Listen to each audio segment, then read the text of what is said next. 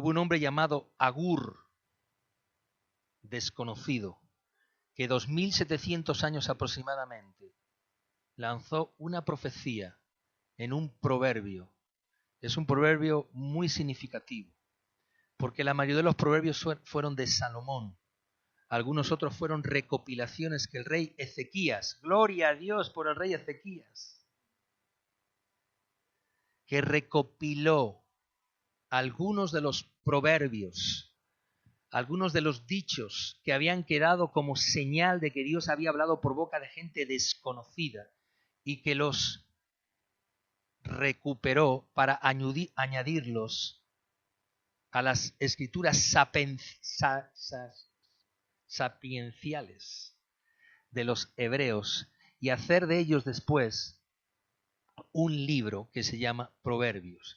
Ahí apareció un hombre, Agur, que cuando habla de él mismo dice: ciertamente más rudo soy yo que ninguno. Dice: ni tengo entendimiento de hombre. Yo ni aprendí sabiduría, ni conozco la ciencia del santo.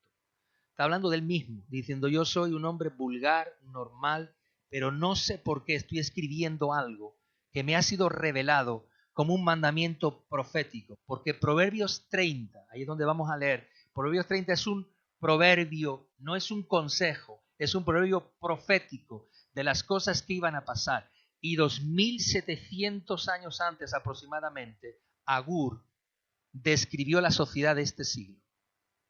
2700 años.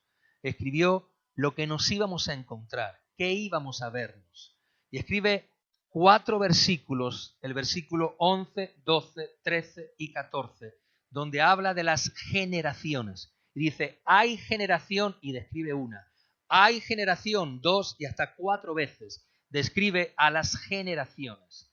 Dice el versículo 11, hablando Agur, un hombre no conocido, nunca más aparece en la Biblia. Es uno de esos desconocidos, pero que tiene una capacidad y una sabiduría sobrenatural. Por eso dice: yo no tengo entendimiento, yo no sé, yo no aprendí sabiduría, me la tuvo que dar Dios. Yo soy rudo, yo soy un hombre de campo, un hombre de cabras y de montes, yo no sé.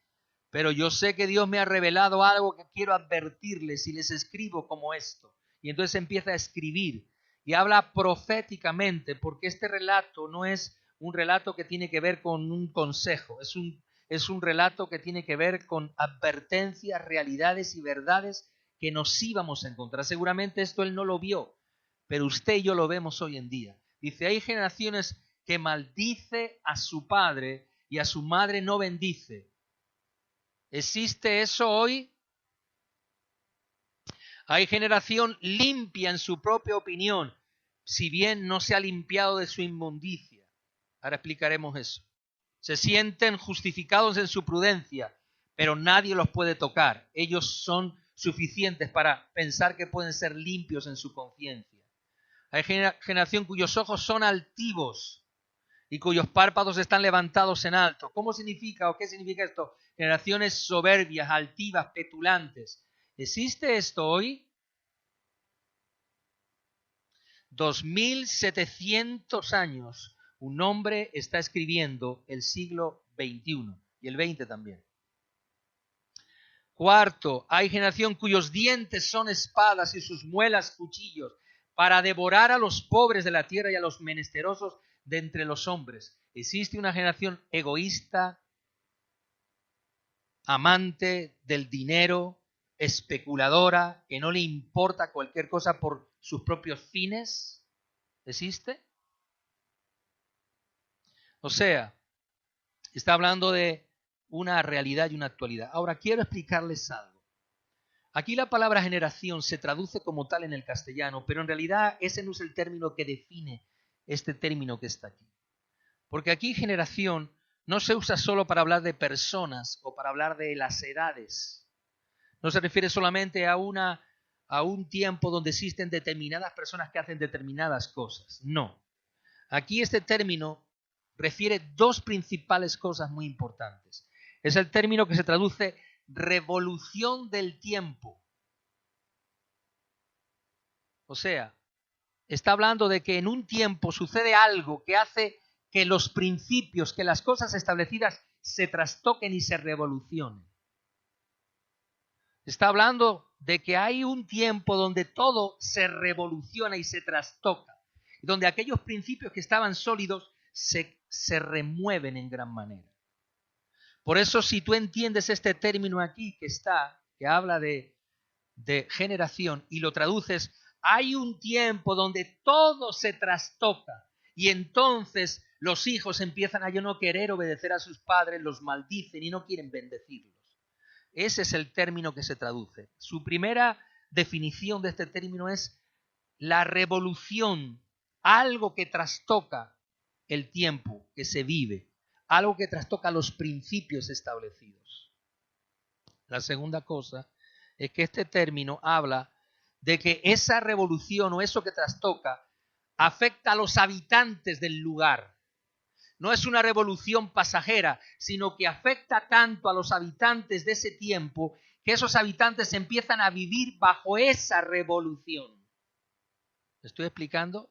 Es muy importante, porque si tú entiendes esto, te das cuenta que no tiene que ver con 10 años, 20, 30. Hay generaciones, bueno, cuando luego pase esto ya vendrá otra. No. Tiene que ver con una tendencia que se queda, que permanece, que revoluciona los estilos de vida en la gente, que trastoca los principios, que hace que las personas vivan bajo una connotación de inseguridad porque los pensamientos, las situaciones, los hábitos empiezan a cambiar.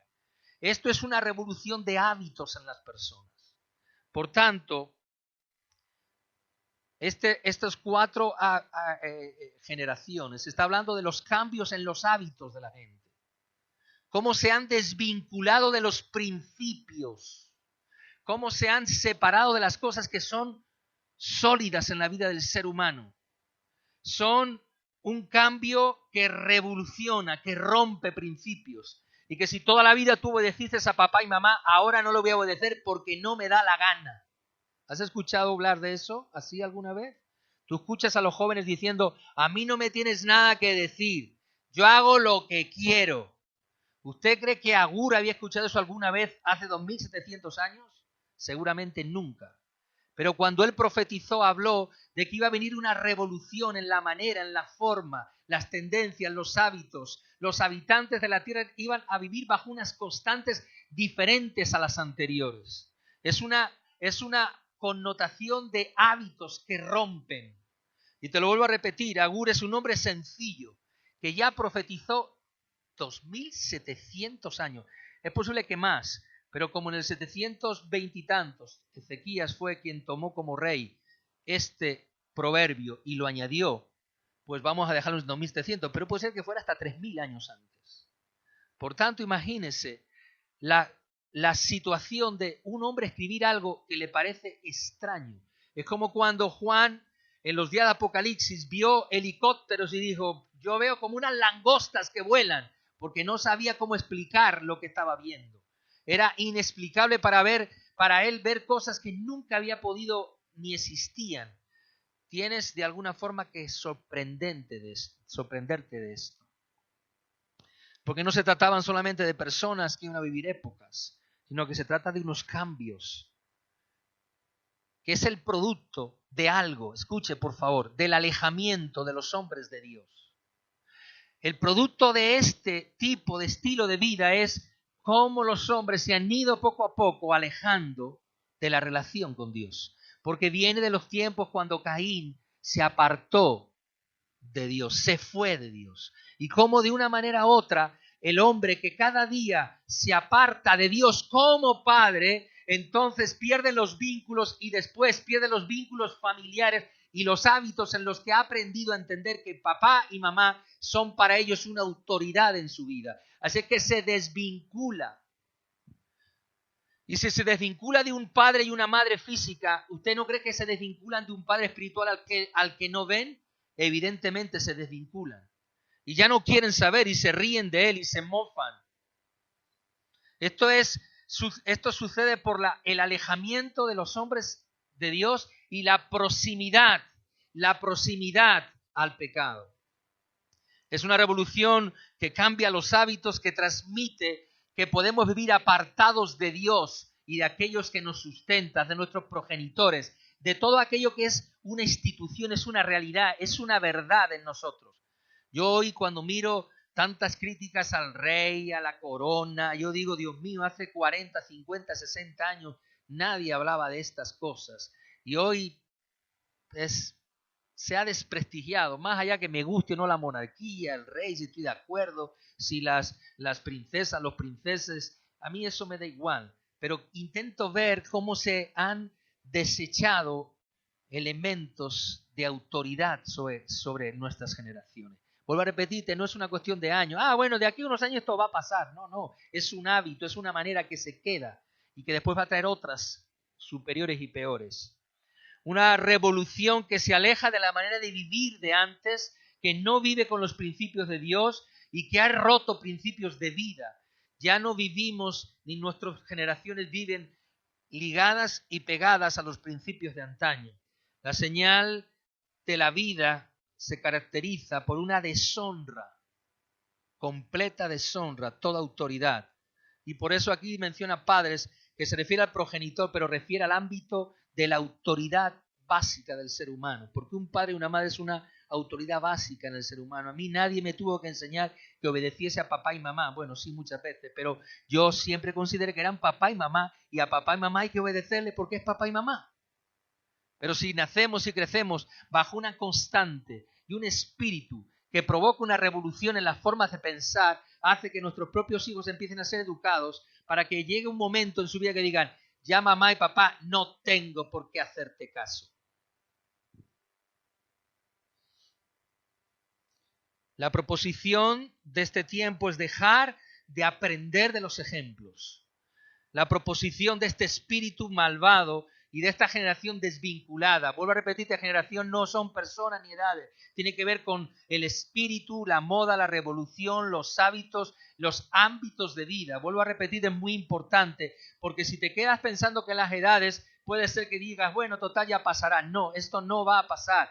Va increciendo. Significa que de alguna forma no queremos aprender de nadie, no queremos aprender comportamientos, eludimos determinadas maneras de pensar y desestimamos el consejo que nos pueden dar. Brillante la idea de cuando tú eres joven y te acercas a papá para decirle, papá, ¿tú crees que me debería comprar un coche o me debería comprar una casa?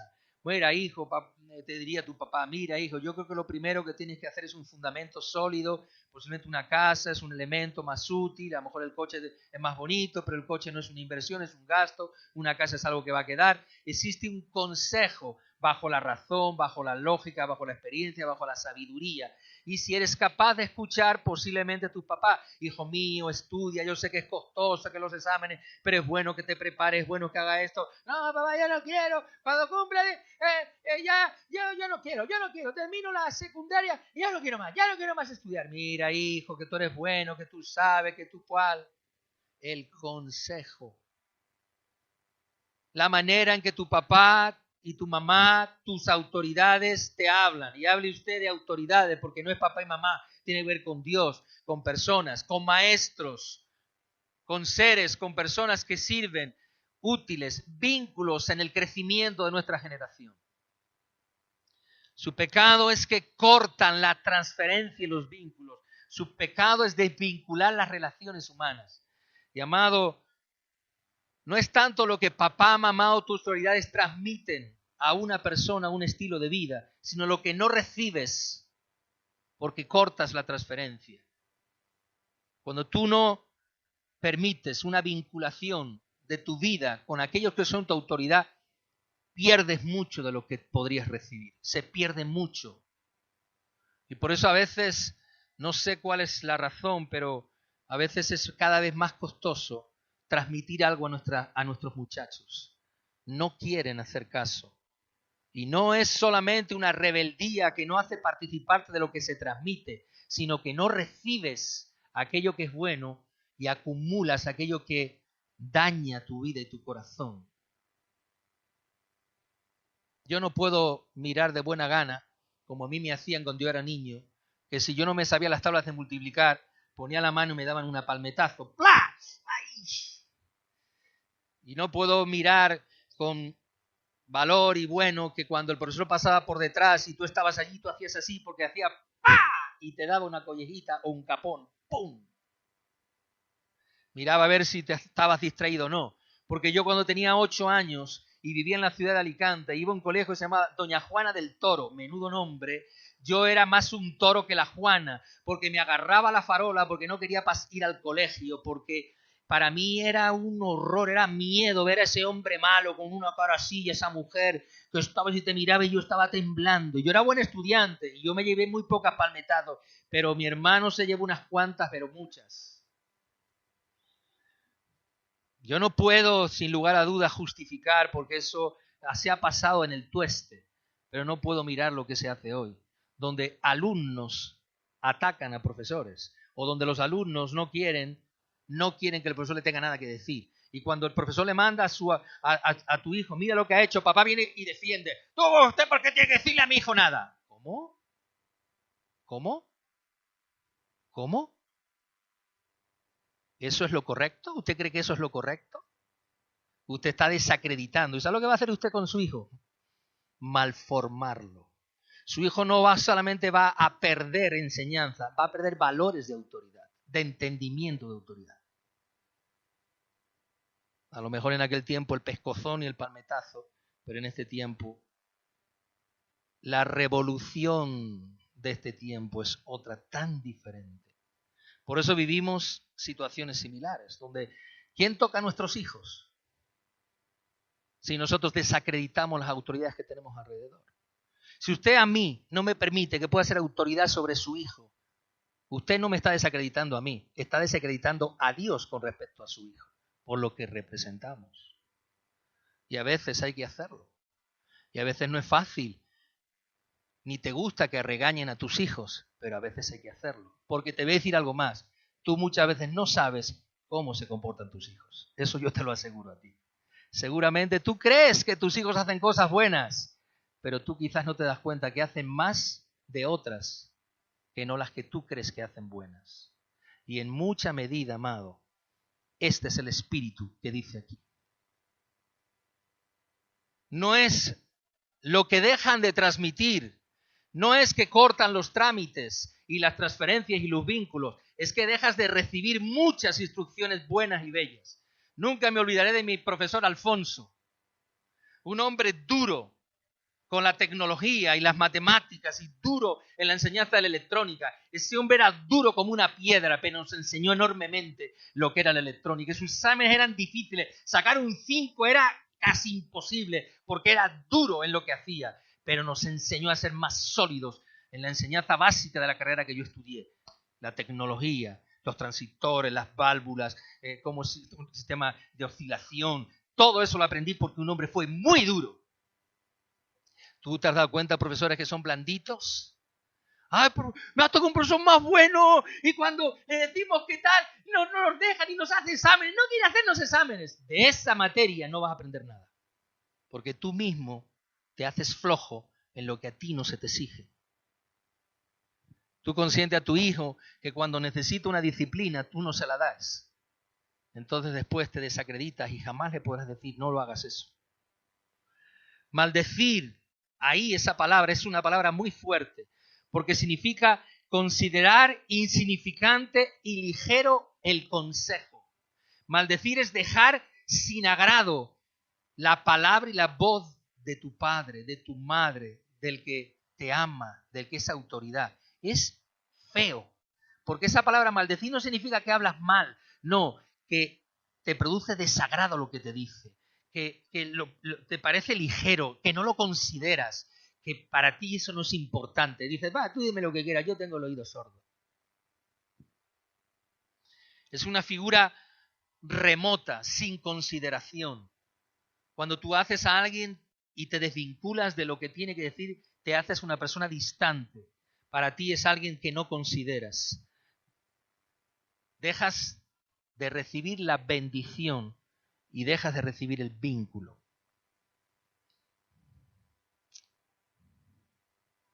Esta advertencia de este hombre es una advertencia al desapego de este siglo.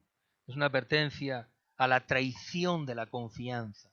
Es una advertencia al desprecio qué es el beneficio de la autoridad. Tenía 20 años, me faltaban 3-4 meses para casarme. Desafié a mi papá y le dije, papá, me voy a casar porque ya tengo 21 años, voy a casarme y voy a tomar mi rumbo, voy a casarme con mi novia y vamos a tomar nuestro rumbo y vamos a hacer esto. Y mi papá, desafiante, me dijo, tú no vas a hacer lo que tú quieras, voy a hacer lo que yo te diga. Entonces me levantó la mano aquel día con 21 años y entonces se la paré.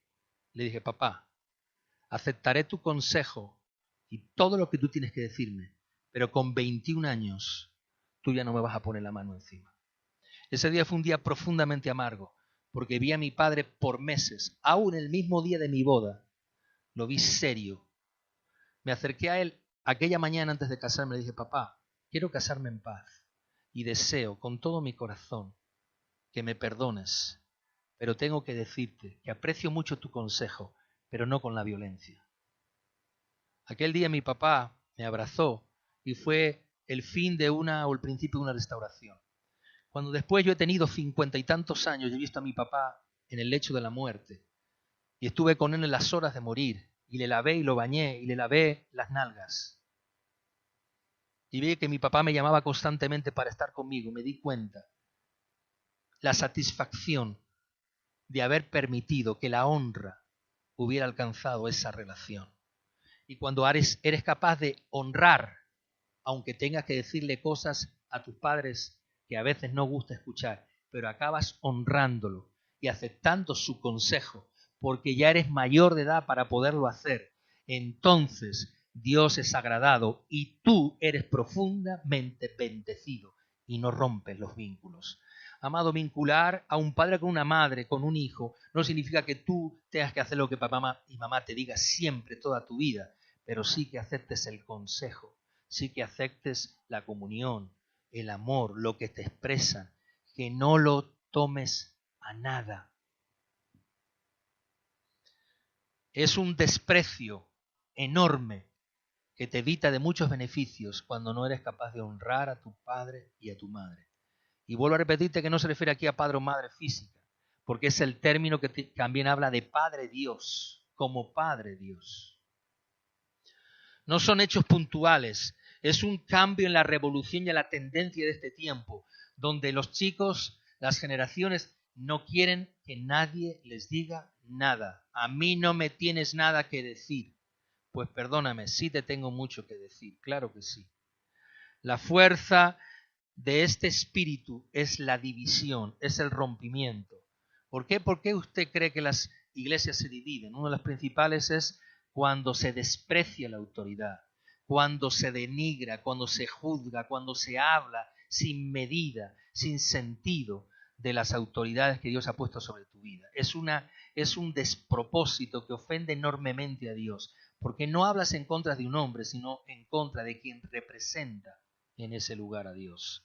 Por tanto, amado, no se puede despreciar, no se puede llenar una casa, amado, de división, porque es una maldición que se transfiere con despecho, con deshonra, que rompe los vínculos, que no permite que puedas crecer. Si cortamos esta tendencia, cambiamos las bendiciones en maldiciones. Y si una generación es maldita, es una generación caída. Recuerda este término, una generación maldecida es una generación caída.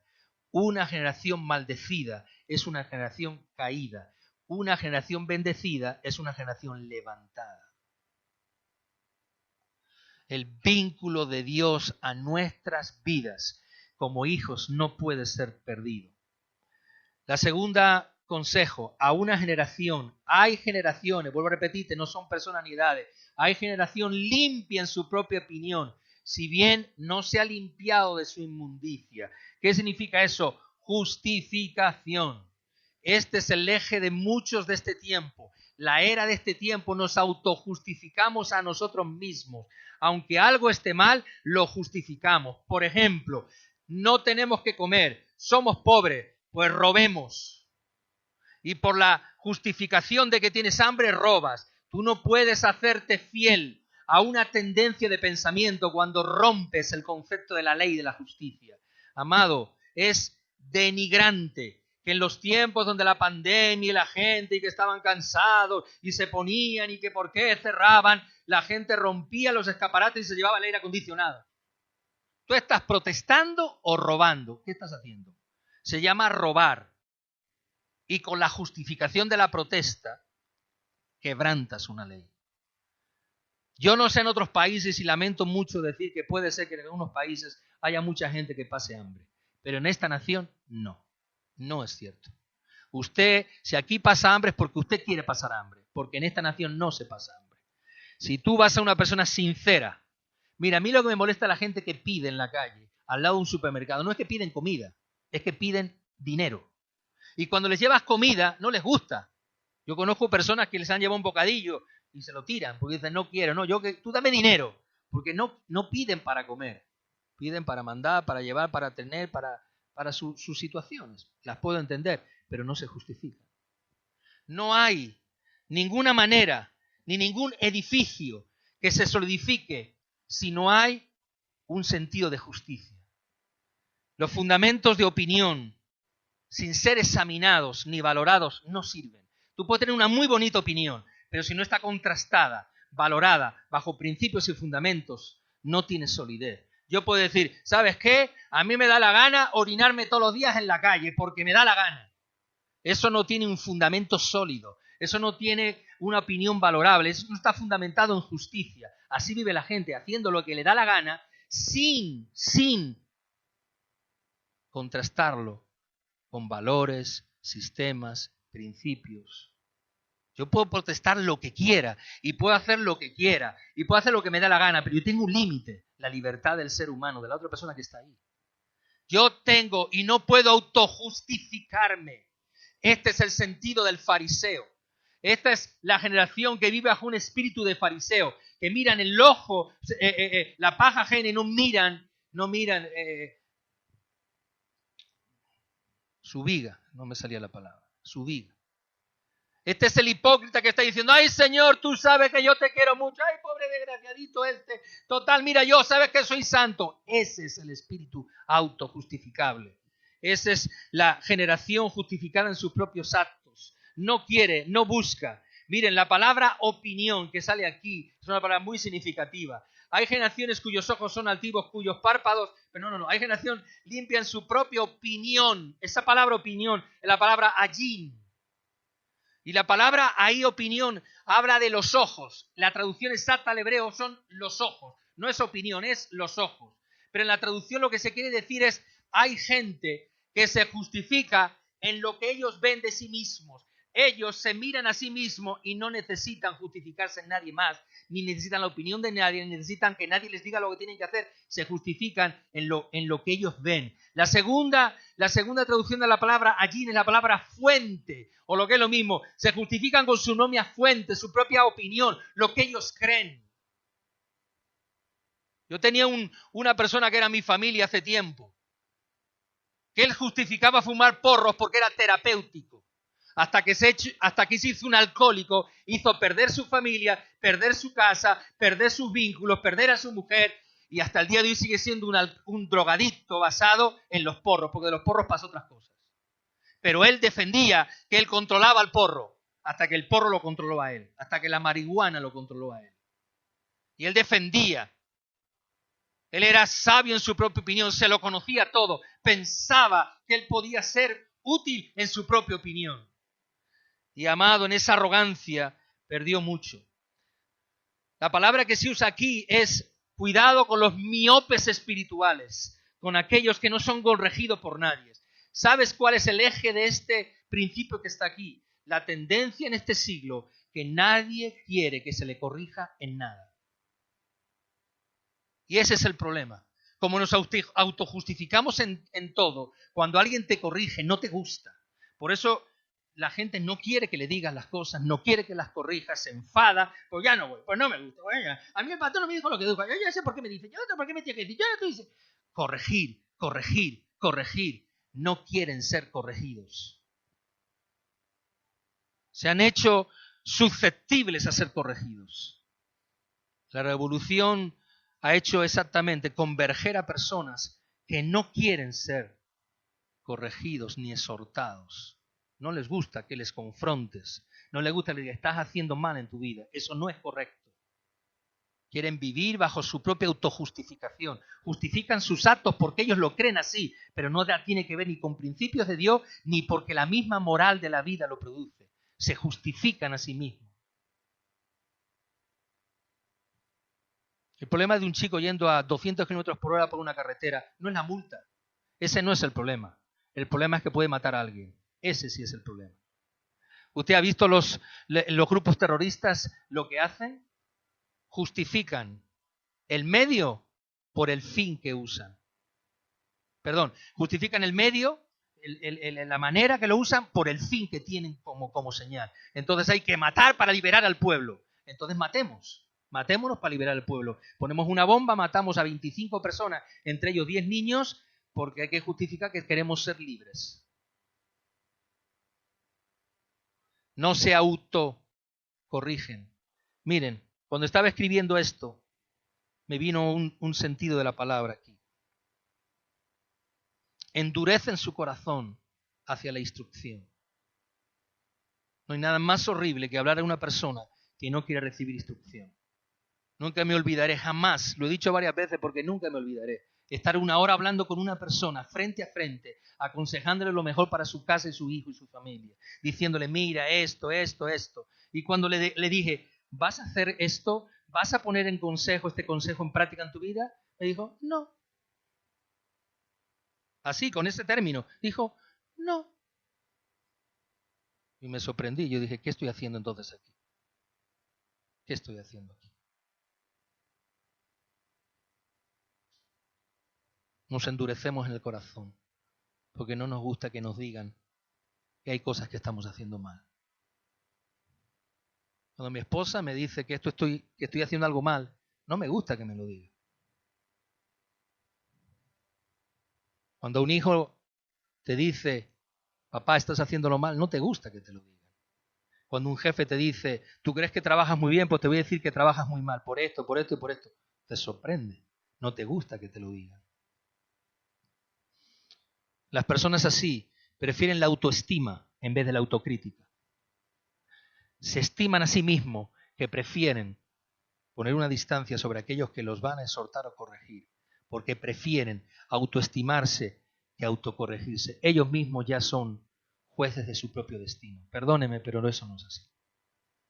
El ser humano necesita ser corregido.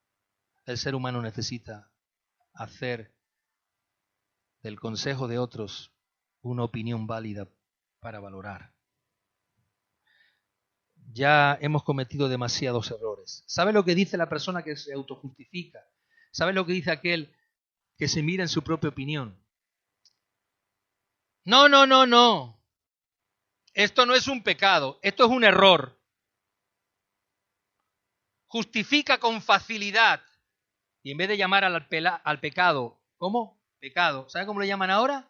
Un fallo, un error. Por eso al perdón no se le llama lo siento, significa perdóname. ¿Tú has oído la frase, yo no me arrepiento de nada de lo que he hecho? ¿Sabes cómo es eso? Arrogancia, soberbia, altivez. No. Mucha gente quiere redefinir la palabra pecado para acomodarla a su manera. No. Hay cosas que robar es robar, amado.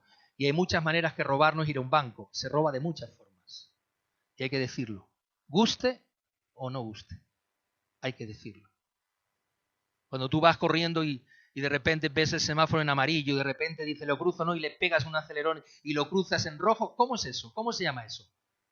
Se llama, no, fue un errorcillo, no, es que sabes que tengo prisa. Justificas. Pero eso se llama transgredir la ley.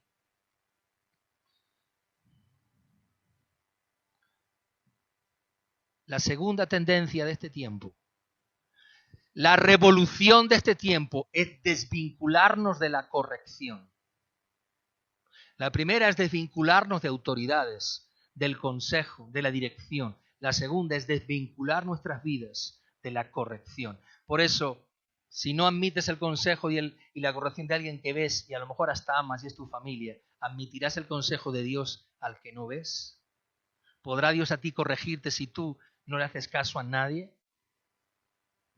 Tercera cosa, generaciones cuyos ojos son altivos y cuyos párpados están levantados en alto. Esto se llama arrogancia, esto se llama petulancia, esto se llama orgullo, esto se llama desvincularte del elemento hermoso que se llama humildad, porque hemos perdido la humildad. Los políticos han perdido la humildad, por eso no se ponen de acuerdo.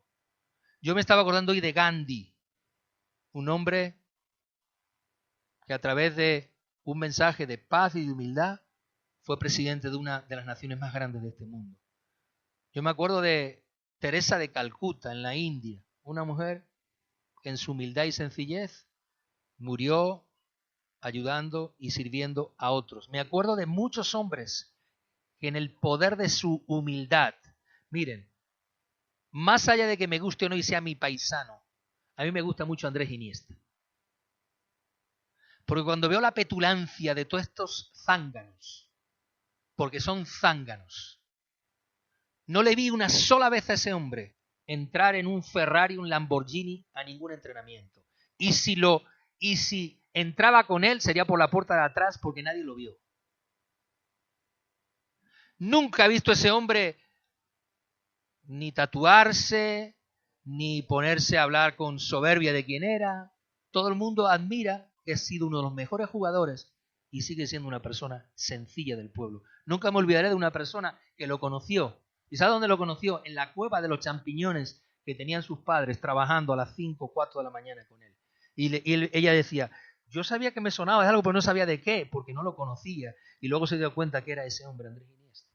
Yo no estoy adorando a Andrés Iniesta, estoy poniendo un ejemplo, porque cuando miro lo contrario y veo tan petulantes a todas estas gentes, tan altivos, tan soberbios, viven fuera de realidad.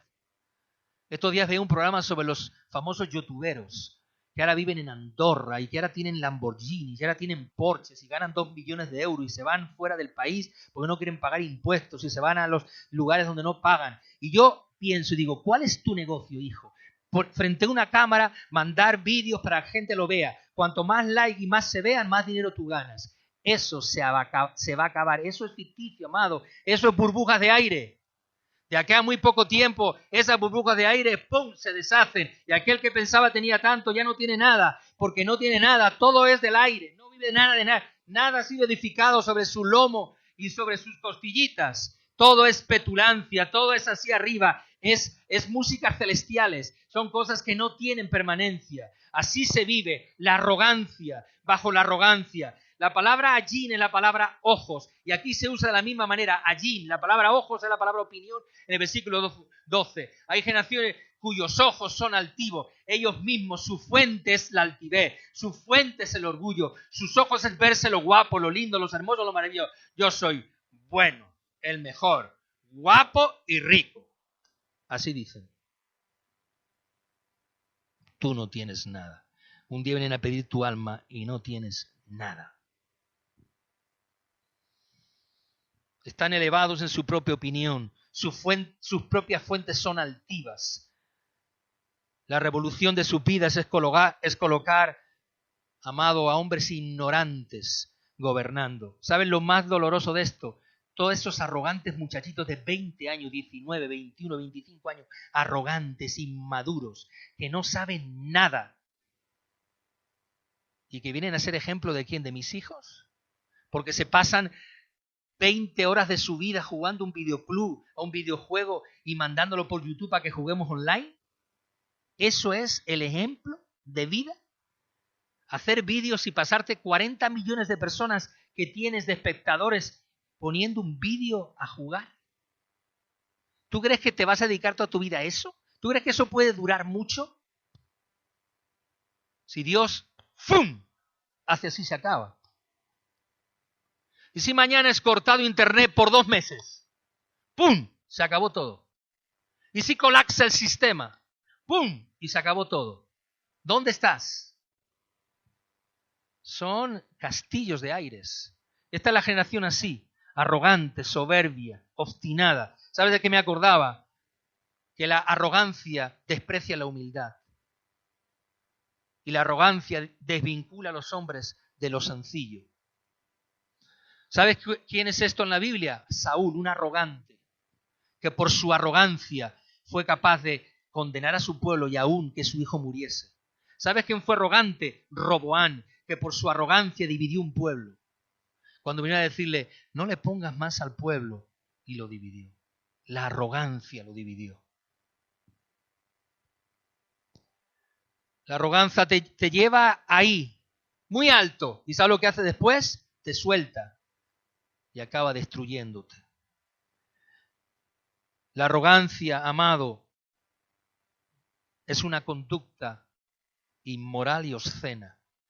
Porque no hay nada más horrible que encontrarte con alguien que es petulante, arrogante y orgulloso. El orgullo es como el mal aliento. Solamente lo identifica el que tienes enfrente, no el que lo tiene. Tú come ajo y después pásate toda una mañana con alguien al lado. Tienes que decirle, nene, mira para allá, ¿me tienes un día hoy con el ajo? ¿Por qué?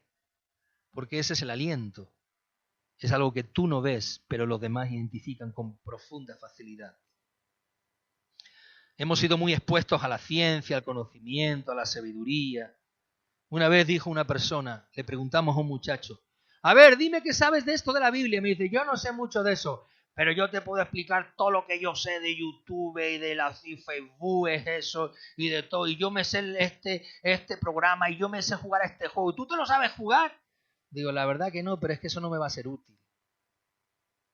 Su despecho era decirme que de la Biblia no sabía, pero de juegos sabía de todos. No te voy a contar dónde está ese muchacho hoy, pero aquí no está. Sabía de todo, pero no sabía de nada. La exposición a la gente pensar que lo sabe todo es absolutamente obscena, porque alguien que lo sabe todo y es petulante y orgulloso no puede ser enseñado por nada. Mire, la dignidad humana no se consigue con orgullo. Eso es un grave error. Hay gente que piensa que porque tú quieres tener dignidad tienes que ser fuerte, grande y estudiar mucho. No, no, no. La dignidad humana se consigue humillándose. Las personas más dignas, más apreciadas, las personas más buscadas, las personas más imitadas son aquellos que son humildes, sencillos, se humillan, piden perdón.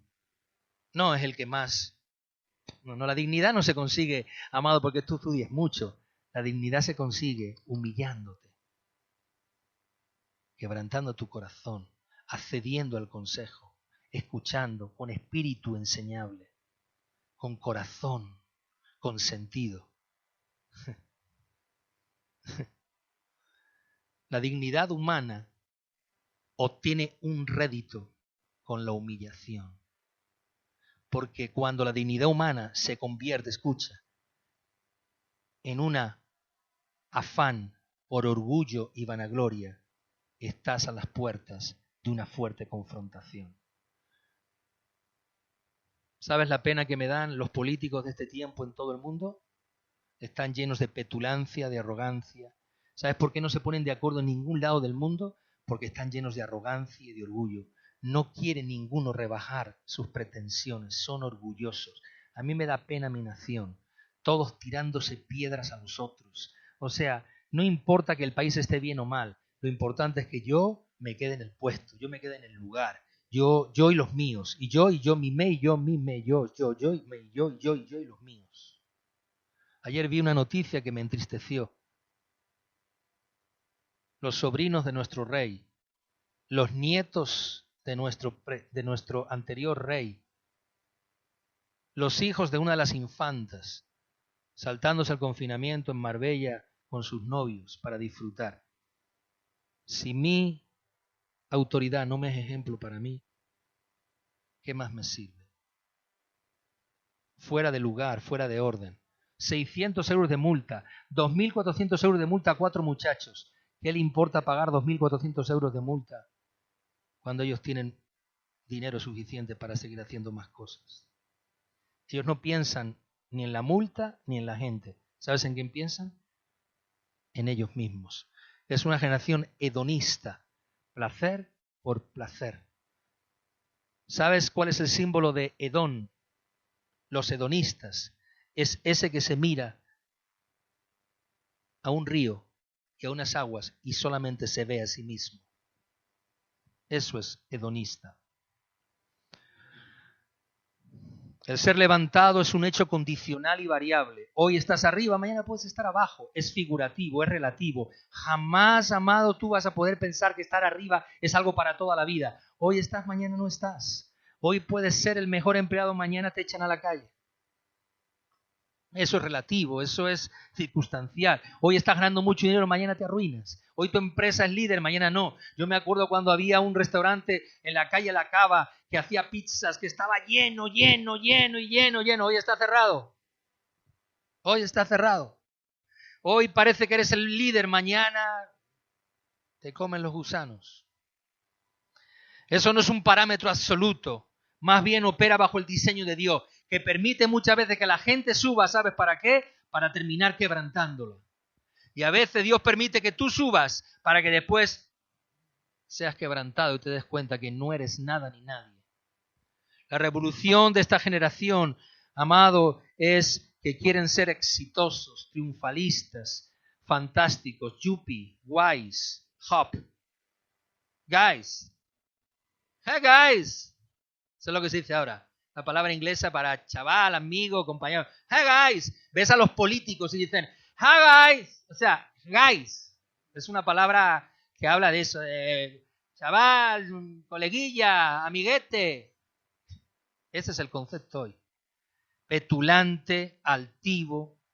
Porque no están interesados en ser alguien, sino en llegar alto, sin importar el precio para qué.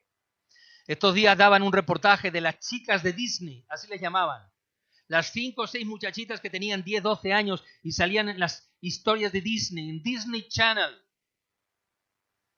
Las 5 muchachas, una tal Serena no sé cuánto, no sé qué Ciprius no sé cuánto. Yo no conozco la mayoría, conocía 2, me sonaban, las otras no las conozco. Vidas desenfrenadas, alocadas, fuera de lugar, divorcios tras divorcios, han sido metidas en centros de rehabilitación por alcohol, por drogas, han sido fichadas por la policía, han conducido bajo efectos del alcohol. Los chicos, Disney, wow.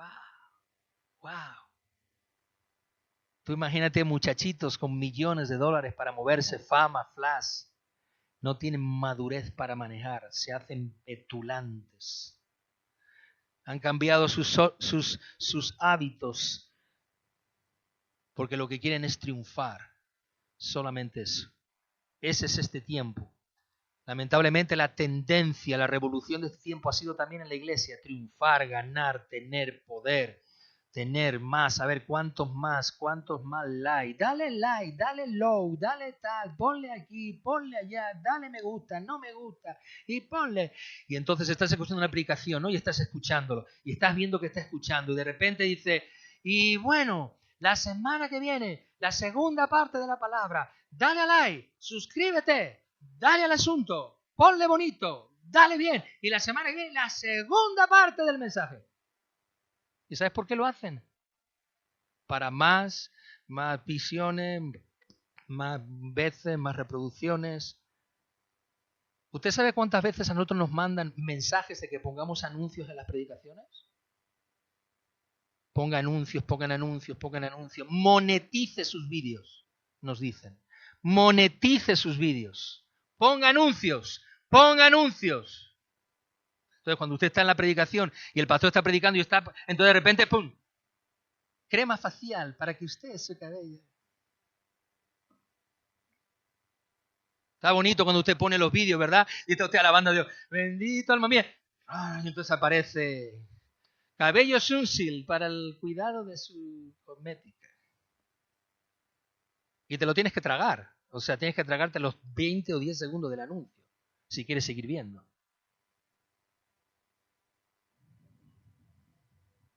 Es que es muy gay, eso es muy, Raquel, eso es muy guay.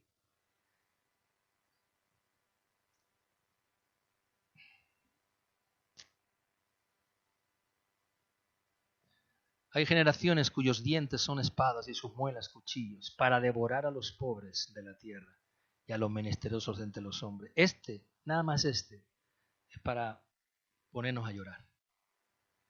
Esto es el espíritu de este siglo sin lugar, la revolución de este tiempo. No importa nada a precio de devorar. Mordaz, una generación devoradora, mordaz, consumista, desvinculada de lo débil y de lo pobre. Nadie quiere ser pobre ni tener un coche viejo. Todos queremos el Lamborghini, ¿cuál? Chillón. ¿Cómo es Chillón? ¿No se llama? No sé cuál es. Bugatti, ¿cómo es? Bugatti Chillón. Eso, ese de 200.000 millones de euros.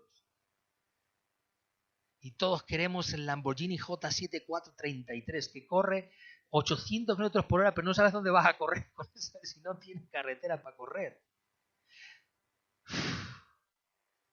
Es tan bajo por abajo que si pasas por algún lado lo golpea. No puedes ni conducir en algunos sitios con ese auto.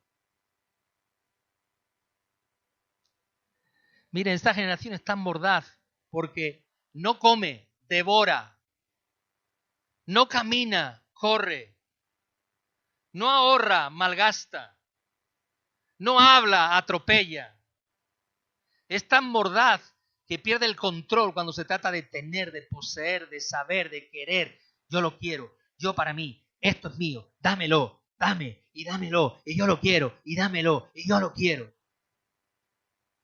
Es el lenguaje bestial y salvaje que se usa aquí lo que llama la atención.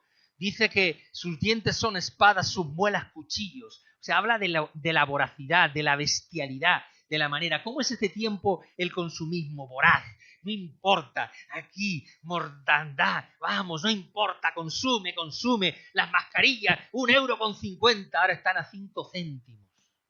¿Quién se ha hecho millonario al final aquí? Esas que tú llevas, tuvieron que ponerle límite al precio para que costasen 1 € en la farmacia, hoy valen 5 céntimos. Yo compré el otro día 10 por 50 céntimos.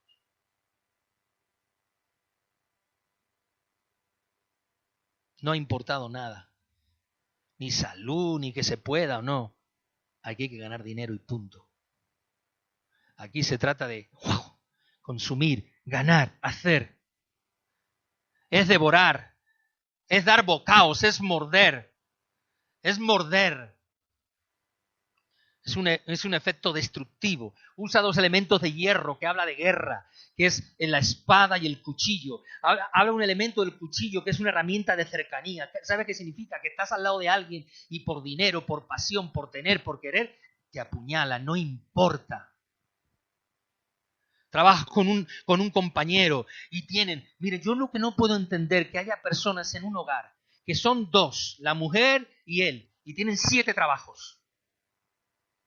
Trabajan en la mañana, después aquí, después allá, y aquí, y el otro, y él, y aquí, y aquí, y acá. Bueno, déjale alguno a otros que no tienen ninguno. Es mordaz, es voraz, todo se quiere, todo se quiere. Si todos pensásemos, mire, yo ganando 1.200 € yo me conformo, está bien, mira, mi trabajo, tómalo tú. No, eso no existe. Hay una voracidad por ganar, por tener, por poseer, por llevar, por traer. ¿Tú has encontrado a alguien que te ha dicho, mira, estoy trabajando muy bien, te voy a dejar este lugar para que tú trabajes porque yo, total, yo estoy bien económicamente? ¿Has encontrado a alguien que te ha dicho eso alguna vez? ¿Conoces a alguien que no tiene esa voracidad hacia el dinero y lo que consume?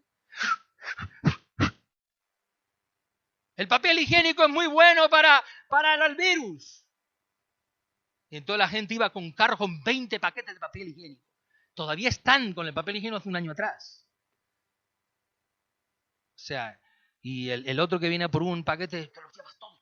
¡Nene, vení para acá! ¡Vamos! Así estamos. Una voracidad. No sé si a usted le pasa, pero estamos absolutamente locos. Esa palabra devorar es la palabra akae. ¿Y sabes qué significa la palabra akae en el original? Consumir. Consumir.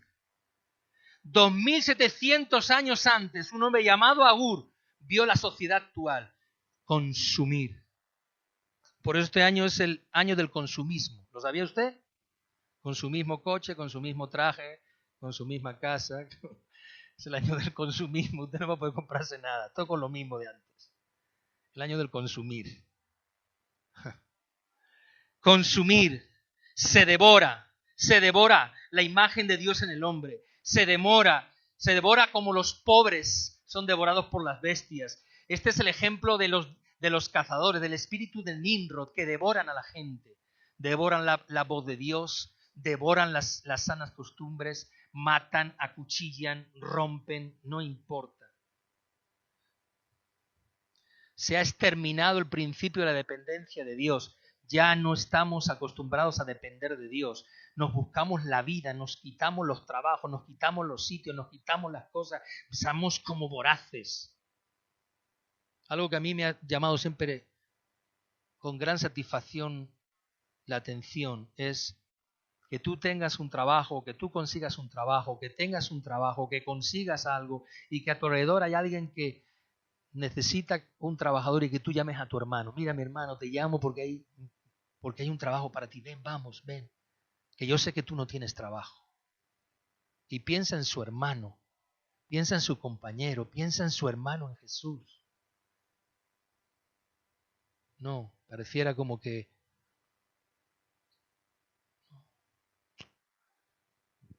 conformándonos con lo que tenemos, estamos en paz. Ni vas a añadir más un dedo a tu estatura, ni vas a tener más, ni vas a ser más feliz porque tengas más cosas. Todo día estaba hablando con mi esposa, íbamos a Moriah con el cochecito pequeño. Digo, mi amor, el coche nuestro va a hacer 16 años. Digo, míralo aquí, talendico, aquí tranquilico, ahí bien cuidadico, ahí, cuidando de cada cosita, ahí 16 años.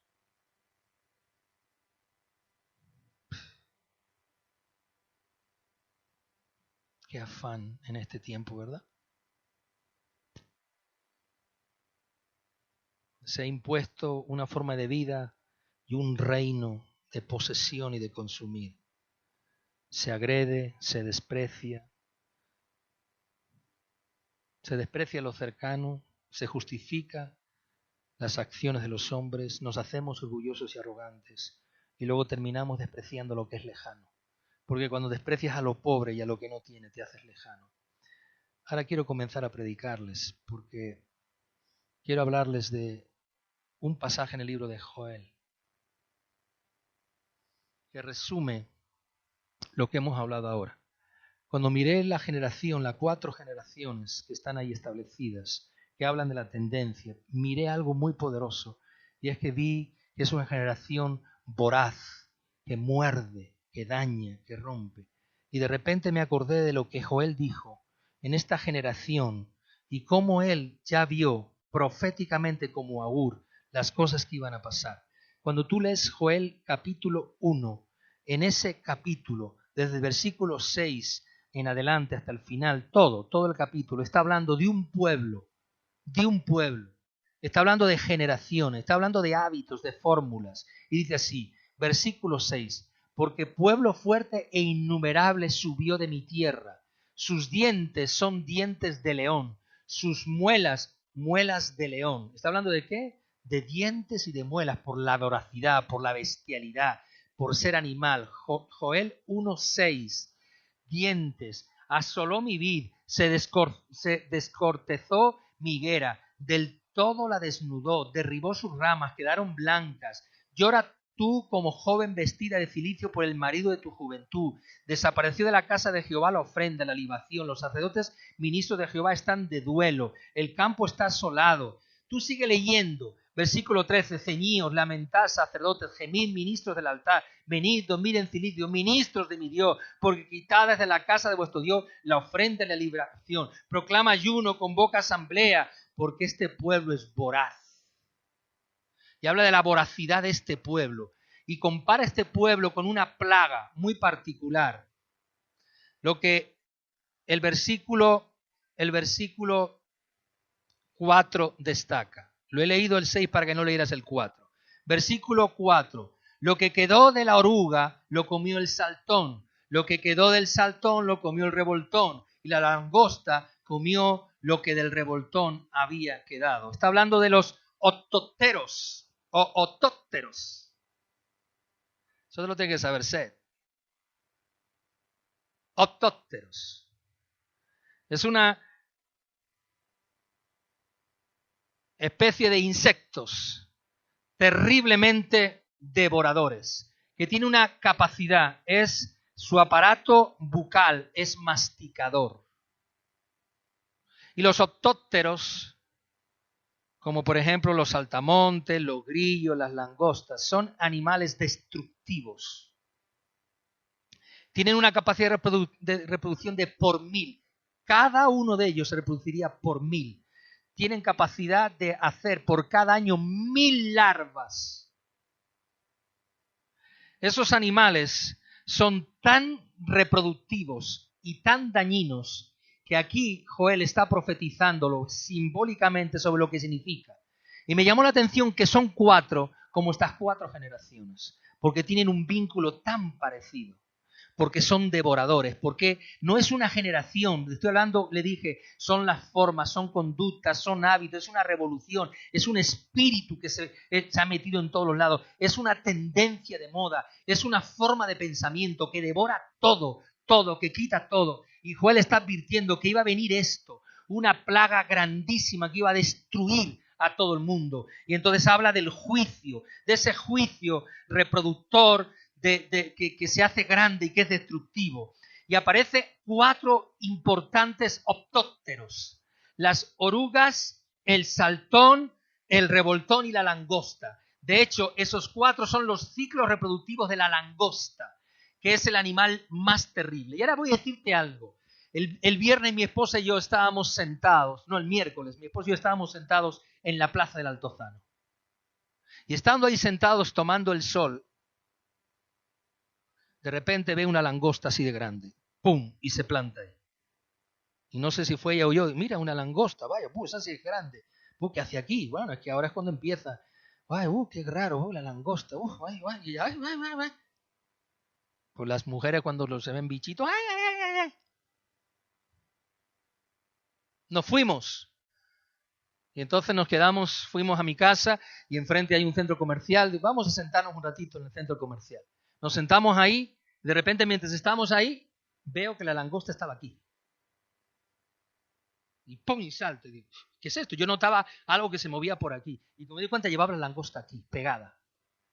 Y se cayó ahí, y había unos chicos ahí al lado, y la chica... ¡ay! Y yo dije, Dios mío, ¿qué significa esto?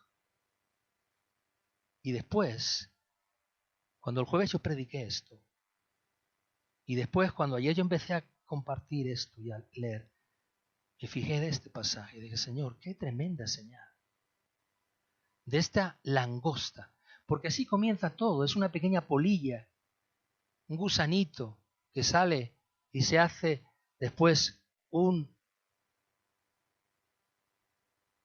saltón, un revoltón y una langosta.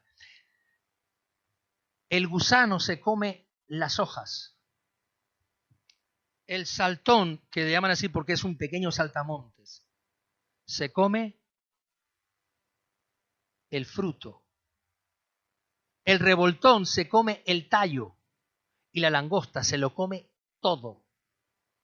¿Usted se acuerda de la plaga de langostas en los días de Egipto? Es tan destructiva que la langosta es capaz aún de picar al hombre y producir heridas en el hombre cuando muerde. Son tan masticadores que si tú los ves por millares en una cosecha, en apenas horas han sido capaces de destruirla absolutamente toda. Las plagas de langostas en Guinea, en Brasil, en Argentina, son capaces de destruir cosechas enteras que llevas un año esperando en apenas días. Desde tiempos antiguos se lleva experimentando la manera de poder acabar con estos otópteros. Y todavía las langostas son tan fuertes que son muy difíciles de eliminar. Porque está hablando del espíritu. Está hablando de la capacidad destructiva. Está hablando de que no son personas, son hábitos destructivos, son formas destructivas, son conductas destructivas. Es una revolución que rompe principios, es una revolución que trasciende a las épocas, que va más allá. Que si yo hoy estoy viendo esto, ¿qué no verá después mi nieto Esed? ¿Qué no verá después Bernabé? ¿Qué no verá cuando tenga 20 años más? Si yo veo esto hoy. Habla de los cuatro tendencias exterminadoras, porque una mata la hoja, se la va comiendo, el otro va masticando, se come el fruto y después se come el tallo y después se lo come todo. Rompe, porque así son, rompen vínculos, justifican, rompen las tendencias, rompen por orgullosos, por arrogantes, son consumistas, devoradores, invasivos. Este espíritu es invasivo. Es una comunidad de gente que está acostumbrada a exterminar todo. Los principios son exterminados. Dios es exterminado. El dolor más grande es que cuando yo tenía 12, 10, 8, 9 años, mi padre me condujo a la ley de Dios. Me enseñó quién era Dios. Mi abuela me habló de Dios hasta cansarse. Me llevaba a la iglesia desde muy niño. Me participó de su palabra. Aprendió a leer la Biblia, leyendo la Biblia con mi hermana. Mi abuela leyó la Biblia con mi hermana. Aprendió leyendo la Biblia con ella, porque no sabía leer ni escribir. Y estando en esa conducta, yo tuve un día 14 y 15 años y tuve el momento de la decisión importante y decidí por Dios. Y cuando miro hoy, 50 años después, 40 años después, digo, Dios mío, yo lo que veo es que los chicos de 10, 12, 14 años ya no quieren venir, yo no quiero ir, yo no quiero estar, a mí no me gusta, mamá ya no quiere ir, digo, Dios mío, ¿qué será? ¿Qué será? ¿Qué será? Dios mío. Es destructiva, es devoradora, es un espíritu atroz, es traicionero, es mordaz, es consumista, consume, pero no busca a Dios. Es una generación desvinculada de la autoridad, es una generación desvinculada de la corrección, es una generación desvinculada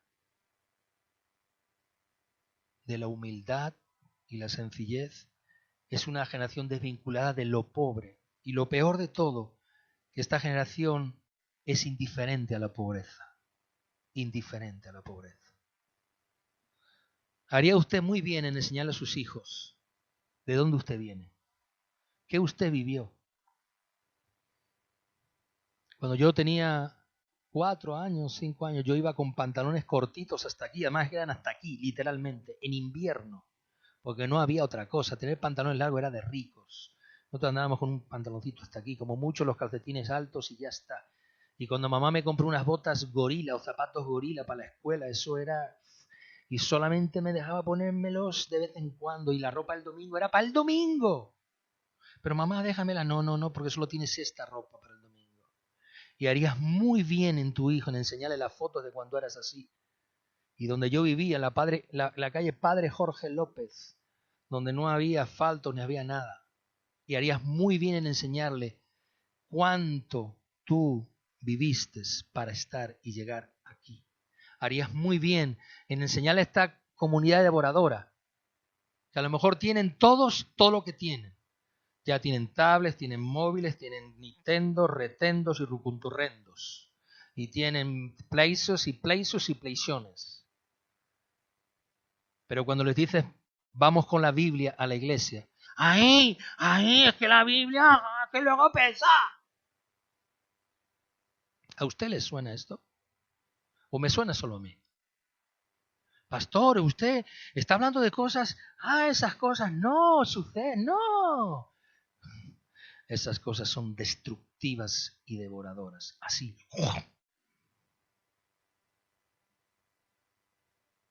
Hay una película que deberías de ver hoy. Bichos, así se llama. Y son las hormiguitas. Y los malos, ¿sabes quiénes son? Las langostas. Hoy me acordaba cuando escribía, digo, Señor, así es. Somos las hormiguitas cristianos amenazados por la langosta de este siglo. ¡Wow! devorando todo.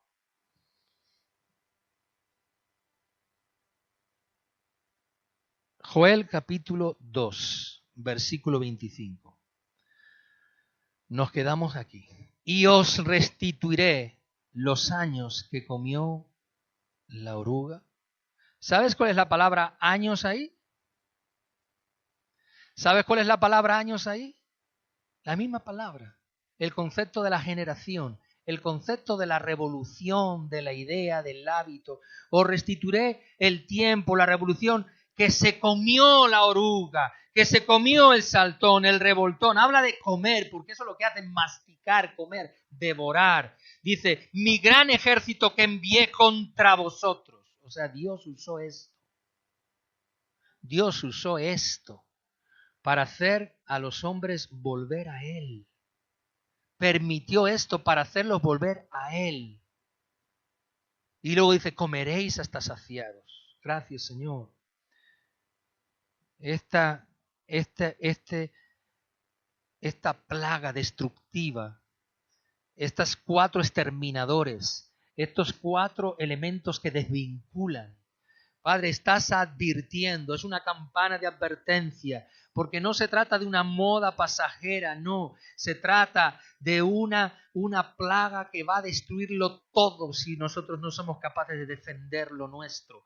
Como esas hormiguitas que guardaban su grano y aquellas langostas venían a que les diesen la ofrenda, el tributo, pero un día dijeron, estamos cansados de darle tributo, vamos a hacer lo que tenemos que hacer, nos vamos a defender y vamos a combatir esta especie de maldad. Y Dios, Señor Jesús, dices a tu pueblo, le revolviste, le diste recuperar aquello que se comió. Gracias, Señor. Perdónanos, oh Dios, cuando nos hemos dejado contaminar por estas langostas, cuando se han comido las hojas de nuestros tallos, se han comido las flores y el fruto de nuestros árboles. Señor, la iglesia ha sido devorada por estas, se han comido los tallos y los árboles. Lo han devorado todo, no les ha importado ver a los jóvenes, a los muchachos, a los imberbes, a los jovencitos, no les ha importado, han devorado todo. Perdónanos, oh Dios. Haznos regresar. Yo quiero leer el versículo 25 del capítulo 2. Os devolveré aquello que se comió. Os devolveré lo que todas esas generaciones se comieron. Todos esos espíritus se comieron. Devuélvonoslo, Señor Jesús, que no devoren nuestros hijos, ni nuestros nietos, nuestras generaciones sean devoradas. Que el fruto de nuestra tierra, que nuestros árboles sean fructíferos, oh Dios, en el nombre de Jesús. Amén.